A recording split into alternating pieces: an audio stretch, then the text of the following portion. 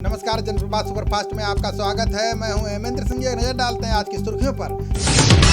प्रधानमंत्री मोदी ने पूर्व केंद्रीय मंत्री बाला साहेब विखे पाटिल की आत्मकथा का विमोचन किया। इस अवसर पर पीएम कृषि और सहकारिता के क्षेत्र में उनके योगदान की सराहना की। पीएम ने कहा कि उनकी सरकार आज किसानों को अन्नदाता की भूमिका से आगे ले जाकर उद्यमी बनाने की ओर प्रयास कर रही है। यूपी से राज्यसभा की 10 सीटों और उत्तराखंड से 1 सीट के लिए 9 नवंबर को चुनाव होंगे। ये सभी सीटें अगले महीने खाली हो रही हैं। केंद्रीय मंत्री हरदीप सिंह पुरी और सपा नेता रामगोपाल यादव यूपी के उन 10 राज्यसभा सदस्यों में शामिल हैं जो 25 नवंबर को सेवानिवृत्त हो रहे हैं। राज बब्बर का भी उत्तराखंड से 25 नवंबर को कार्यकाल समाप्त हो रहा है। रक्षा मंत्री राजनाथ सिंह एवं कृषि और किसान कल्याण मंत्री नरेंद्र सिंह तोमर ने आज कृषि कानून को लेकर किसान नेताओं और विशेषज्ञों के साथ बैठक की। बैठक में विशेषज्ञों ने कहा कि किसान कृषि कानूनों से खुश हैं। उन्होंने कहा कि ये अधिनियम किसानों को अपनी उपज कहीं भी बेचने की स्वतंत्रता देते हैं। लद्दाख समेत सीमा के विभिन्न क्षेत्रों में नए पुलों के निर्माण से चीन बौखला गया है। अपनी सीमा में इंफ्रास्ट्रक्चर विकसित कर चुके चीन को भारत का निर्माण कार्य हजम नहीं हो रहा है। चीनी विदेश मंत्रालय ने कहा है कि वे सैन्य निरीक्षण और नियंत्रण के उद्देश्य से इंफ्रास्ट्रक्चर विकास का विरोध करते हैं। सीमा विवाद को लेकर रक्षा मंत्री राजनाथ सिंह के बयान पर पाकिस्तान की बौखलाहट सामने आ गई है। रक्षा मंत्री ने सोमवार को कहा था कि पाकिस्तान और चीन एक मिशन के तहत भारत के साथ सीमा विवाद पैदा कर रहे हैं। इस बयान पर पाकिस्तान ने प्रतिक्रिया देते हुए इसे गैर जरूरी और गैर जिम्मेदाराना करार दिया है। प्रियंका गांधी ने उत्तर प्रदेश में धान की खरीद कम कीमत पर होने का आरोप लगाया है। उन्होंने कहा कि अगर किसानों को उनकी उपज का सही दाम नहीं दिया गया तो कांग्रेस आंदोलन करेगी। प्रियंका ने कहा कि यूपी में धान की खरीद बहुत कम हो रही है। जो थोड़ी सी खरीद हो रही है उसमें 1200 रुपए प्रति क्विंटल से भी कम दाम मिल रहा है। महाराष्ट्र में भाजपा कार्यकर्ताओं ने सिद्ध विनायक मंदिर के सामने उद्धव सरकार के खिलाफ प्रदर्शन किया। भाजपा ने मांग की है कि महाराष्ट्र में सभी मंदिरों को श्रद्धालुओं के लिए खोला जाए। इसको देखते हुए भारी पुलिस बल को तैनात किया गया है। प्रदर्शनकारियों ने पुलिस बल और बैरिकेडिंग के बावजूद मंदिर में प्रवेश करने की कोशिश की। महाराष्ट्र के राज्यपाल भगत सिंह कोश्यारी ने मंदिर खोलने के मुद्दे पर मुख्यमंत्री उद्धव ठाकरे को पत्र लिखा है, जिसमें उन्होंने कहा है कि राज्य सरकार ने बार, रेस्टोरेंट और बीच खोलने को लेकर अनुमति दे दी है, लेकिन हमारे देवी देवताओं को अभी तक लॉकडाउन की स्थिति में रखा गया है। उद्धव ठाकरे ने राज्यपाल कोश्यारी को बताया कि राज्य में कोरोना के हालात की समीक्षा के बाद धार्मिक स्थलों को पुनः खोलने का फैसला किया गया है। ठाकरे ने कोश्यारी के पत्र के जवाब में कहा कि राज्य सरकार इन स्थलों को पुनः खोलने के उनके अनुरोध पर विचार करेगी। केंद्रीय स्वास्थ्य मंत्री डॉक्टर हर्षवर्धन ने कोरोना की वैक्सीन को लेकर बड़ा बयान दिया है। उन्होंने कहा है कि भारत में अगले साल की शुरुआत में कोरोना की वैक्सीन आने की संभावना है। आपको बता दें कि स्वास्थ्य मंत्री का यह बयान ऐसे समय पर आ गया है जब 2 वैक्सीन का ट्रायल भारत में रुक गया है। WHO के प्रमुख टेड्रोस घेब्रेयेसस ने कोरोना के खिलाफ लड़ाई में प्रयोग किए जा रहे आरोग्य सेतु ऐप की सराहना की है। घेब्रेयेसस ने कहा है कि इसकी मदद से कोरोना क्लस्टर का पता लगाने और कोरोना टेस्टिंग में बड़ी मदद मिल रही है। WHO प्रमुख ने कहा है कि भारत में आरोग्य सेतु ऐप को 15 करोड़ लोगों ने डाउनलोड किया है। RBI ने 50 करोड़ तक के कारोबार वाली इकाइयों के लिए खुदरा ऋण सीमा बढ़ाकर 7.5 करोड़ कर दी है। इससे पहले ये सीमा 5 करोड़ रुपए थी। इस पहल का मकसद छोटी कंपनियों के लिए कर्ज प्रभाव बढ़ाना है। RBI ने कहा है कि 75% जोखिम भारांश सभी नए कर्ज और मौजूदा ऋण पर लागू होगा। यूपी सरकार कोरोना काल में सूक्ष्म, लघु एवं मध्यम उद्योग में लाखों लोगों को रोजगार देने जा रही है। सरकार के प्रवक्ता और MSME मंत्री सिद्धार्थनाथ सिंह ने कहा है कि आत्मनिर्भर योजना में 14 से 15 लाख लोगों को रोजगार देने की तैयारी है। इसके लिए सरकार ने अब तक MSME की नई इकाइयों को 22.5 करोड़ का लोन दिया है। भारतीय स्टेट बैंक की ऑनलाइन बैंकिंग सेवाएं आज ठप हो गई हैं। इसकी जानकारी SBI ने एक ट्वीट कर दी। हालांकि ATM और POC मशीनें इससे प्रभावित नहीं हैं। इस संदर्भ में बैंक ने कहा है कि हम अपने ग्राहकों से अनुरोध करते हैं कि वे हमारे साथ बने रहें। जल्द ही सामान्य सेवाएं फिर से शुरू हो जाएंगी। यूपी में 69,000 शिक्षक भर्ती मामले में नया विवाद खड़ा हो गया है। अब OBC के अभ्यर्थियों ने सरकार की 31,277 पदों वाली सूची में गड़बड़ी का आरोप लगाया है। साथ ही शिक्षा निदेशालय पर प्रदर्शन किया है। उन्होंने कहा कि ज्यादा मेरिट वालों को सूची से बाहर करके कम वालों को जगह दी गई है। इससे इसे निरस्त किया जाए। बीजेपी के बाद अब JDU ने NDA के खिलाफ चुनावी मैदान में उतरे 15 नेताओं पर कार्रवाई की है। JDU अध्यक्ष नीतीश ने इन नेताओं को पार्टी से 6 साल के लिए निकाल दिया है। साथ ही इनकी JDU से प्राथमिक सदस्यता भी रद्द कर दी गई है। इनमें विधायक ददन यादव और पूर्व मंत्री रामेश्वर पासवान सहित अन्य के नाम शामिल हैं। केंद्र सरकार राष्ट्रीय बैटरी पॉलिसी लाने जा रही है। इसे कैबिनेट की बैठक में मंजूरी दी जाएगी। इस पॉलिसी के तहत सरकार लिथियम आयन सहित अन्य एडवांस बैटरी के निर्माण को बढ़ावा और फैक्ट्री को इंसेंटिव भी देगी। बता दें कि लिथियम की बैटरी का इस्तेमाल कार, लैपटॉप और मोबाइल सहित कई अन्य में होता है। अटॉर्नी जनरल के वेणुगोपाल ने सुप्रीम कोर्ट में इलेक्ट्रॉनिक मीडिया पर अपना पक्ष रखा है। वेणुगोपाल ने कहा कि मीडिया कोर्ट के विचाराधीन मामलों पर टिप्पणी करता है। ये टिप्पणी वैसे ही होती है जैसे जजों को प्रभावित करने की कोशिश की जाए। वेणुगोपाल ने कहा कि इसलिए इलेक्ट्रॉनिक मीडिया की भूमिका की जांच की जाए। मध्य प्रदेश के उपचुनाव के लिए कांग्रेस पार्टी ने मिनी वचन पत्र जारी किया है। कांग्रेस प्रदेश अध्यक्ष कमलनाथ का यह चुनावी घोषणा पत्र है। हालांकि इस वचन पत्र पर सिर्फ इंदिरा और सोनिया गांधी के साथ कमलनाथ का फोटो है। इसमें राहुल गांधी गायब हैं। इसके अलावा दिग्गज नेता दिग्विजय सिंह को भी पत्र में जगह नहीं दी गई है। हाथरस मामले की जांच के सिलसिले में सीबीआई की टीम आज हाथरस पहुंची। मौके पर पहुंची सीबीआई टीम ने क्राइम सीन की जांच पड़ताल की। इसके बाद टीम उस जगह पर गई जहां पीड़िता के शव का अंतिम संस्कार किया गया था। सीबीआई ने वहां से राख के नमूने लिए और आसपास की जगह की तलाशी ली। पूछताछ के लिए सीबीआई पीड़िता के भाई को अपने साथ ले गई है। हाथरस मामले में जबलपुर की नकली भाभी के कनेक्शन की चर्चा लोगों की जुबान पर है। इसी बीच जबलपुर के नेताजी सुभाष चंद्र बोस मेडिकल कॉलेज ने नकली भाभी डॉक्टर राजकुमारी को क्लीन चिट दे दी है। मेडिकल कॉलेज की डीन ने कहा है कि डॉक्टर राजकुमारी को नोटिस जारी नहीं होगा। शासन अपने स्तर से कार्रवाई कर सकता है। मध्य प्रदेश के मुख्यमंत्री शिवराज चौहान ने 14 मंत्रियों के खिलाफ कांग्रेस ने चुनाव आयोग का दरवाजा खटखटाया है। कांग्रेस ने इन मंत्रियों पर आचार संहिता का उल्लंघन करने का आरोप लगाते हुए पद से हटाने की मांग की। मध्य प्रदेश में 28 विधानसभा सीटों पर 3 नवंबर को उपचुनाव होने हैं। कांग्रेस का आरोप है कि ये सभी मंत्री चुनाव जीतने के लिए अपने पद और वर्चस्व का खुलेआम दुरुपयोग कर रहे हैं। दिल्ली के स्वास्थ्य मंत्री सत्येंद्र जैन ने भाजपा नीति नगर निगमों में भ्रष्टाचार व्याप्त होने का आरोप लगाया है। उन्होंने कहा कि भ्रष्टाचार के चलते नगर निगम अपने अस्पताल ठीक से नहीं चला पा रही है। जैन ने कहा कि दिल्ली सरकार ने एमसीडी को उनकी राशि का भुगतान कर दिया है। वो बहुत सारे कर वसूल करते हैं, लेकिन सारा पैसा उनकी जेब में जाता है। बिहार में शिक्षा स्वास्थ्य के क्षेत्र की स्थिति खराब होने के विपक्ष के आरोपों पर सीएम नीतीश कुमार ने हमला बोला है। उन्होंने कहा है कि जब विपक्षी दल की सरकार थी तब इन क्षेत्रों में काम नहीं किया और अब जुबान चला रहे हैं। सीएम ने जल जीवन हरियाली समेत शिक्षा एवं स्वास्थ्य के क्षेत्र में अपनी सरकार की उपलब्धियों का उल्लेख किया। यूपी उपचुनाव के लिए मायावती ने अपने 30 स्टार प्रचारकों की सूची जारी की है। इस चुनाव में मायावती के साथ सतीश चंद्र मिश्र की भी अहम भूमिका होगी। इस सूची में इन्हें पहले दूसरे नंबर पर रखा गया है। इन बड़े नेताओं के साथ पार्टी के कुछ नए चेहरों को भी स्टार प्रचारक के रूप में शामिल किया गया।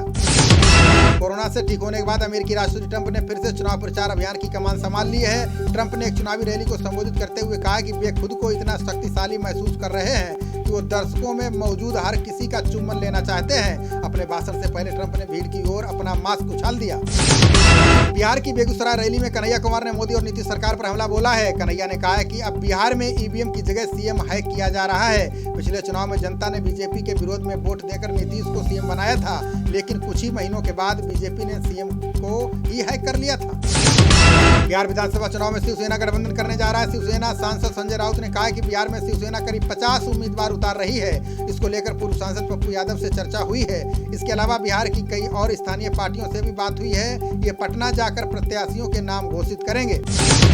हिमाचल कैबिनेट की आज होने वाली बैठक एक बार फिर टल गई है। इसके टलने की वजह सीएम जयराम ठाकुर को कोरोना पॉजिटिव होना बताया गया है। इसके पहले वाली कैबिनेट की बैठक भी टल गई थी। उस दौरान सीएम होम आइसोलेशन में थे। अब सीएम जयराम के ठीक होने के बाद ही कैबिनेट की बैठक होने पर फैसला लिया जाएगा। तेजस्वी यादव ने बिहार विधानसभा चुनाव को लेकर आज अपने चुनावी अभियान की शुरुआत की। उन्होंने कहा है कि अपने पिता लालू प्रसाद यादव को चुनावी कैंपेन के दौरान मिस करेंगे। उन्होंने कहा कि पिछले विधानसभा चुनावों में लोगों ने आरजेडी पर अपना विश्वास रखा था। इसी वजह से हम उस वक्त की सबसे बड़ी पार्टी बनकर उभरे थे। दुराचार के आरोपी यूपी के पूर्व मंत्री गायत्री प्रजापति की अंतरिम जमानत के मामले में सुप्रीम कोर्ट ने फैसला सुरक्षित रख लिया है। अंतरिम जमानत पर शीर्ष अदालत अब बृहस्पतिवार को फैसला सुनाएगा। आपको बता दें कि इलाहाबाद हाईकोर्ट ने प्रजापति को 2 महीने की अंतरिम जमानत दी थी, जिस पर सुप्रीम कोर्ट ने रोक लगा रखी है। बिहार पुलिस ने सब ऑर्डिनेट सर्विसेज कमीशन की परीक्षा के लिए नई तारीख घोषित कर दी है। अब ये परीक्षा 29 नवंबर को आयोजित होगी। बता दें कि ये परीक्षा 11 अक्टूबर को होने वाली थी, लेकिन कोरोना के चलते पुलिस ने परीक्षा को रद्द कर दिया था। दरअसल बिहार पुलिस में दारोगा सहित अन्य की 2446 पदों पर भर्ती होनी है। बंगाल की खाड़ी में बने गहरे दबाव के चलते आंध्र प्रदेश के पूर्वी गोदावरी के तटीय इलाकों में भारी बारिश हुई। राज्य आपदा प्रबंधन प्राधिकरण ने कहा है कि गहरे दबाव का क्षेत्र कल शाम 6:30 बजे से आज सुबह 7:30 बजे तक तटीय क्षेत्रों से गुजरा। इसकी वजह से राज्य में 100 से ज्यादा स्थानों पर 11.5 सेंटीमीटर से लेकर 24 सेंटीमीटर तक बारिश दर्ज की गई। राजस्थान की कटुमर से कांग्रेस विधायक ने अपनी सरकार के मंत्रियों के खिलाफ मोर्चा खोल दिया है। विधायक बाबूलाल बैरवा ने आरोप लगाया कि गहलोत सरकार के चिकित्सा मंत्री और ऊर्जा मंत्री जनता हित में काम नहीं करते हैं, इसलिए वो जनता को कोई जवाब नहीं दे पा रहे हैं। वहीं कांग्रेस अध्यक्ष डोटासरा ने आरोपों को खारिज कर दिया है। महिलाओं और बेटियों के खिलाफ बढ़ते अपराध को लेकर मध्य प्रदेश महिला कांग्रेस ने विरोध प्रदर्शन किया है। प्रदेश अध्यक्ष जैनब चंदेल की अगुवाई में महिला कांग्रेस कार्यकर्ताओं ने पैदल मार्च निकाला। इस दौरान राज्य सरकार के खिलाफ जमकर नारेबाजी की गई। साथ ही महिला की सुरक्षा को लेकर सरकार को नाकाम बताया गया। दिल्ली के डिप्टी सीएम मनीष सिसोदिया ने प्रदूषण को लेकर केंद्र पर निशाना साधा है। सिसोदिया ने केंद्र पर प्रदूषण की समस्या पर कोई कदम नहीं उठाने का आरोप लगाया है। सिसोदिया ने कहा कि सर्दियों में पहले उत्तर भारत के कई राज्यों में पराली जलाने से प्रदूषण बढ़ जाता है। उन्होंने कहा कि यह दुर्भाग्यपूर्ण है कि केंद्र ने इस मुद्दे पर साल भर कोई कदम नहीं उठाया और फिर कुछ बैठकों पर औपचारिकताएं पूरी की। सोशल मीडिया पर आपत्तिजनक सामग्री पर लगाम लगाने की मांग वाली याचिका पर सुप्रीम कोर्ट सुनवाई करेगा। कोर्ट ने आज इस मामले पर केंद्र सरकार को नोटिस जारी किया है। बता दें कि कानून के 2 छात्रों की याचिका में फर्जी प्रोफाइल पर रोक, आयु के आधार पर सोशल मीडिया में पहुंच, प्लेटफॉर्म की जवाबदेही तय करने की मांग की गई है। बिहार के पूर्व मंत्री तेज प्रताप यादव ने हसनपुर विधानसभा सीट पर आज नामांकन किया। उनके नामांकन के दौरान भाई तेजस्वी यादव भी उनके साथ मौजूद रहे। तेज प्रताप यादव पिछले विधानसभा चुनाव में महुआ सीट से विधायक बने थे, लेकिन इस बार उनकी सीट बदल गई है। हसनपुर सीट से तेज प्रताप का मुकाबला जेडीयू उम्मीदवार राजकुमार राय से होगा। पाकिस्तान मुस्लिम लीग नवाज की उपाध्यक्ष मरियम नवाज ने इमरान सरकार पर तख्तापलट का दावा किया है। मरियम ने कहा कि जनवरी से पहले पीएम इमरान खान सत्ता से बाहर हो जाएंगे। मरियम ने विपक्षी नेताओं से अपील की है कि इमरान सरकार को सत्ता से बेदखल करने के लिए शक्ति प्रदर्शन करें। दिल्ली में उत्तरी नगर निगम के कस्तूरबा अस्पताल के रेजिडेंट डॉक्टरों ने 1 सप्ताह की हड़ताल करने का ऐलान कर दिया है। डॉक्टरों ने कहा कि उनको कई माह से वेतन नहीं मिला है, जबकि वो लोग लगातार वेतन की मांग कर चुके हैं। अब वो और उनका परिवार आर्थिक तंगी से परेशान हो गया है, इसलिए वो 14 सितंबर से हड़ताल शुरू करेंगे। नीति आयोग के सीईओ अमिताभ कांत ने कहा कि भारत को वैश्विक विनिर्माण केंद्र बनाने के लिए सरकार काम कर रही है। उन्होंने कहा कि सरकार विशेष रूप से निर्यात पर ध्यान दे रही है। उन्होंने कहा कि सरकार घरेलू विनिर्माण को प्रोत्साहन देने संबंधी पीएलआई योजनाओं को अंतिम रूप दे रही है। इग्नू क्वालिफाइंग परीक्षा रिजल्ट के बिना ही दाखिला देने जा रहा है। इसके लिए 15 अक्टूबर से प्रोविजनल एडमिशन शुरू होगा। ये प्रक्रिया 31 दिसंबर तक चलेगी। ये दाखिला जुलाई सत्र के लिए होगा। बता दें कि कोरोना महामारी के चलते इग्नू ने अपना रिजल्ट अब तक घोषित नहीं किया है। यूपी सरकार ने सिनेमा हॉल और थिएटर खोलने के लिए गाइडलाइंस जारी की हैं। सरकार के मुख्य सचिव राजेंद्र तिवारी ने कहा कि 15 अक्टूबर से सिनेमा हॉल और मल्टीप्लेक्स खोले जाएंगे। इसमें 50% कैपेसिटी के साथ ही खोलने को मंजूरी दी गई है। इस दौरान केंद्रीय गृह मंत्रालय के प्रोटोकॉल का पालन करना अनिवार्य होगा। यूपी में पीएम किसान सम्मान निधि घोटाले में 2.5 लाख अपात्रों से पैसे की रिकवरी शुरू की गई है। इसमें यूपी के बाराबंकी और गाजीपुर में धनराशि वापसी का अभियान चलाया जा रहा है। बता दें कि बाराबंकी और गाजीपुर के 1.5 लाख फर्जी किसान पाए गए थे। इनके नामों को वेरिफिकेशन के बाद लाभार्थियों की सूची से हटा दिया गया है। केरल कैडर के आईपीएस अधिकारी और ईडी के senior special director Yogesh Gupta का ट्रांसफर कर दिया गया है, जबकि उनकी केंद्रीय प्रतिनियुक्ति 1 महीने के बाद खत्म होने वाली थी, लेकिन उनके पहले ही अचानक कोलकाता से योगेश गुप्ता का तबादला कर दिया गया। इन्हें यहां से ईडी के दिल्ली मुख्यालय भेजा गया है। बांदा पुलिस ने अपहरण की घटना का 24 घंटे के भीतर खुलासा कर दिया है। पुलिस ने अपहृत मनीष को सकुशल बरामद किया है। पुलिस ने इस मामले में 16 लाख की फिरौती मांगने वाले 2 आरोपियों को गिरफ्तार किया है। बता दें कि रिश्ते से चाचा ने दोस्त के साथ मिलकर अपहरण की साजिश रची थी। बिजनौर डीएम रमाकांत पांडे ने अधिकारियों के साथ सफाई अभियान चलाया। उन्होंने पॉलीथीन क्लीन अभियान के तहत कूड़े के ढेर में पड़ी पॉलीथीन निकाली। डीएम खुद कूड़े के ढेर से पॉलीथीन निकालते देखे गए। अधिकारियों ने बताया कि अभी बारिश खत्म हुई है, सभी शहरों और गांव में सफाई अभियान जरूरी है। बिजनौर ने नूरपुर ब्लॉक में कई जगहों पर मनरेगा योजना के तहत विकास कार्य के बोर्ड दिखाई दे रहे हैं। इनमें कहीं ये नहीं लिखा है कि ये बोर्ड विकास कार्य से संबंधित हैं। इस बारे में विकासखंड अधिकारी ने कहा कि ये लापरवाही है, इसमें कहीं भी घपलेबाजी नहीं हुई है। वहीं जिला मुख्य विकास अधिकारी ने सभी इलाकों से विकास कार्यों का विवरण मांगा है। भाजपा से निकाले जाने के बाद पूर्व विधायक रामेश्वर चौरसिया ने बयान दिया है। उन्होंने कहा कि भाजपा के कुछ नेता नीतीश कुमार के दबाव में काम कर रहे हैं। अनुशासन समिति की ओर से बिना नोटिस मिले ये कार्रवाई की गई है।